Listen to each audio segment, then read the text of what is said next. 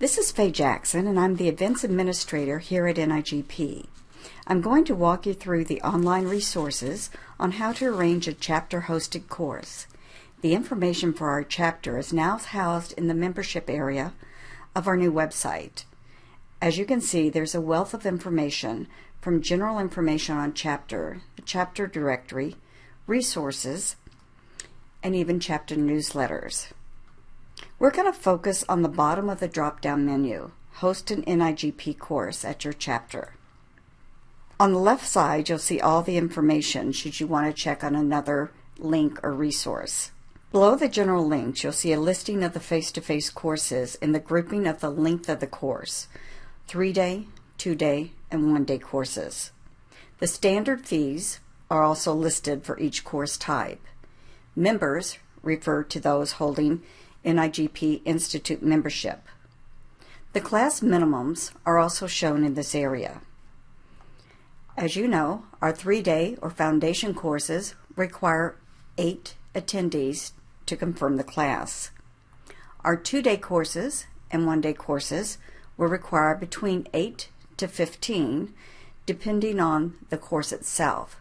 Those minimums will also show in this area. Contract refers to an agency who holds contract with NIGP to offer face-to-face classes. Perhaps they're in an area where there is not an active chapter, or when they need to hold training classes for their employees only. The course titles are hyperlinks. Once you click on the title, it'll take you to the information page on our course catalog. We're going to look at legal aspects. As you can see, Legal Aspects qualifies for accredited recertification. It offers contact hours offered in a classroom and an online format. That information is noted by the icons at the left as well as the top of the page. If you move down in this area, you'll see a general description of the course, its intended audience, if there's any prerequisites, and again, at the bottom, it reminds you it's offered as a face-to-face course in a 3-day format or offered online in an 8-week format. Going back to our main page, let's review a 2-day course, Advancing Your Negotiation Skills. As you can see, this is a new course for NIGP, and it's in a grouping that requires 15 attendees to hold the class. If we click on the class title, it gives you the same information as our legal class. Advancing Your Negotiation Skills qualifies for non-accredited recertification and offers 16 contact hours. If you move down in this area, it'll give you the same information. The intended audience, the course outline, the description, and again at the bottom, it is a 2-day face-to-face course. It is not offered in a online format. Returning to the NIGP Host a Course page, you'll see several steps on the right, and we're going to address each one. Step 1 is the seminar chapter agreement.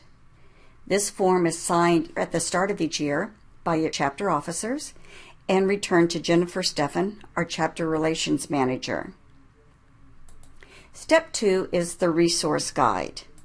This gives you a timetable for scheduling your courses and lists the steps to prepare for the seminar and the duties after the seminar. The important takeaway in this area is the return of the course materials, and it's addressed at the bottom of the second page. Until the course materials are returned to NIGP, the attendees will not receive their credits for the course, and the chapter rebate cannot be processed. At the bottom of the form, our contact name and phone extensions, as well as email addresses. Myself or events@nigp.org should always be your first contact when you have questions on a class. Step 3 offers you a chapter survey. As you prepare for your educational year, we suggest you survey your members on the courses they would like to see offered. This survey can be emailed to your chapter members or handed out at a chapter meeting. Step 4 will take you to our course catalog. In the course catalog, the courses are listed in alphabetical order. As I roll over the course title, a pop-up will appear with the length of the class, if the class is accredited, and the number of CEUs or contact hours given for that class. Please note that all of the NIGP courses are listed in this area, and some of the courses are not offered in a face-to-face format. Scrolling down, looking at Certificate in Business Communications, I see that's an online class. It does offer 2.5 CEUs and 25 contact hours, so it is used for accredited recertification purposes, but again, it is online and it's not offered in a face-to-face format. On the right-hand side in this area, you'll see all of the courses again, grouped in areas where the content corresponds with that particular subject type. All of the courses are listed here, but again, not all of these courses are offered in a face-to-face format.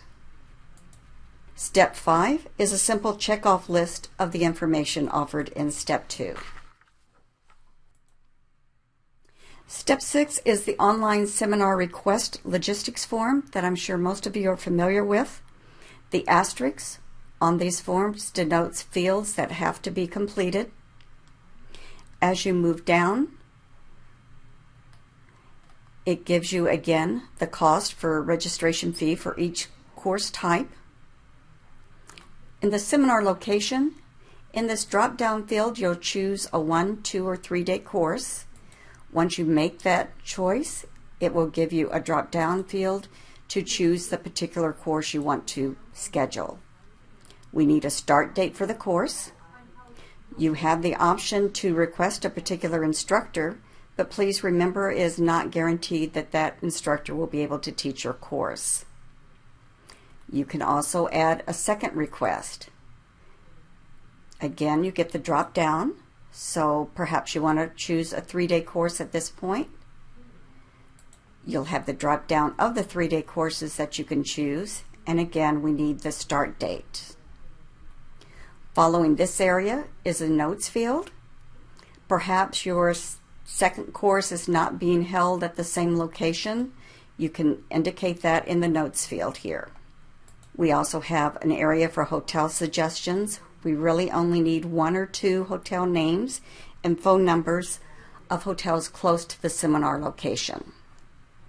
We ask the approximate distance to the nearest airport. That's for use of the instructor when they make their travel plans. Following this area, we need the name, email address, and the phone number of the on-site coordinator.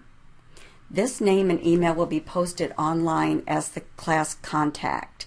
So the person will need to know that the course is being offered and is open for registrations in case they get calls from people interested and perhaps they need local information. The next area is the name and mailing address of the person to receive the seminar materials. We cannot ship to a post office box, so we do need a street address here. And that's followed by the Learning Environment Questionnaire. This is for information for the instructor should they ask. And then once you hit the Submit form, this will come directly to my office. The more lead time you can offer a class, the better. We require a minimum of 60 days. However, NIGP offers a $25 discount on classes where attendees register at least 60 days in advance. So if you wait until that 60-day mark to request the class, your chapter members will not have a chance to use that discount. It frequently will take 1 to 2 weeks to secure an instructor and get the class posted to the website. Step 7 gives general information for those chapters using Chapter Manager and gives you a screenshot on how to post the class to your website. In Step 8, we talk about marketing your courses. Once a class is assigned and appears on the NIGP website, an email is sent to the instructor and you're copied on that email. That email will give you the link from the website for the course information and registration page. You want to be sure that that information is sent to your webmaster so the course can be posted on your website. But you also want to send emails to your members letting them know the class is open for registrations. With some recent changes in the duties of my office and the customer care team, I will be starting to promote your classes as well. I'll be sending email blasts to Institute members in your area. However, this is an area we have to work together on. It benefits your chapter and the profession for your members to gain the training that is of value to them.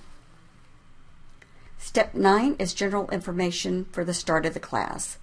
A seminar coordinator will need to be there on the first day of class to have the attendees sign in and to give out the course registration form.